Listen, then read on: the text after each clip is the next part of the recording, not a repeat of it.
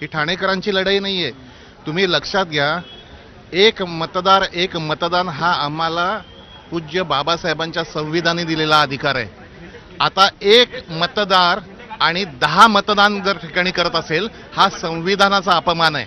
आणि या निवडणुकीच्या सगळ्या भ्रष्टाचाराविरोधात हा मोर्चा आहे. हा केवळ राजकीय दृष्टिकोनाने याला बघू नये.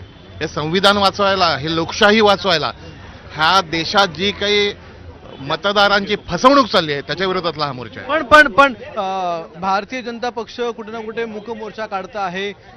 बाकीचे जे शिंदे सेना आहे किंवा इतर जे महायुतीतले पक्ष आहेत ते म्हणतात की ज्यावेळी लोकसभेचं मतदान झालं त्यावेळी उद्धव ठाकरे काही बोलले नाहीत, काँग्रेस काही बोलले नाही किंवा इतर पक्ष काही बोलले नाही. आज मात्र असा मोर्चा काढून अशा प्रकारे निवडणुकीला किंवा निवडणूक आयोगाला कुठे ना कुठे धारेवर धरलं जातं. अहो, अतिशय या देशातलं शेमडं पोरगं पण सांगेल, त्यांना एवढा ओव्हर कॉन्फिडन्स होता की लोकसभेला ही गडबड त्यांनी केली नाही केली, महाराष्ट्रात तर ती गडबड केली नाही. त्यांना वाटलं आमच्या सरसकट 40-38 खासदार येणार.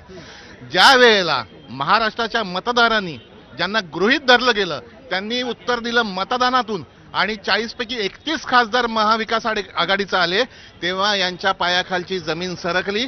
त्याच्यानंतर विधानसभेला शेवटच्या 2-2 तासात 17 लाख 70 लाख मतदान होतं.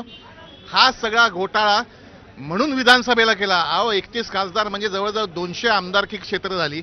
याच्यात महाविकास आघाडी पुढे असताना 6 महिन्याच्या निवडणुकीत महाराष्ट्राचं मत बदलतं आणि 200, 250, 250 लोक यांच्या येतात. हा निव्वळ भ्रष्टाचार, हे अतिशय फसवेगिरी आहे. परवा व्हीव्हीपॅटचं बघून आम्ही अवाक झालो, सगळे देश अवाक झालाय. ही कुठली महाराष्ट्राची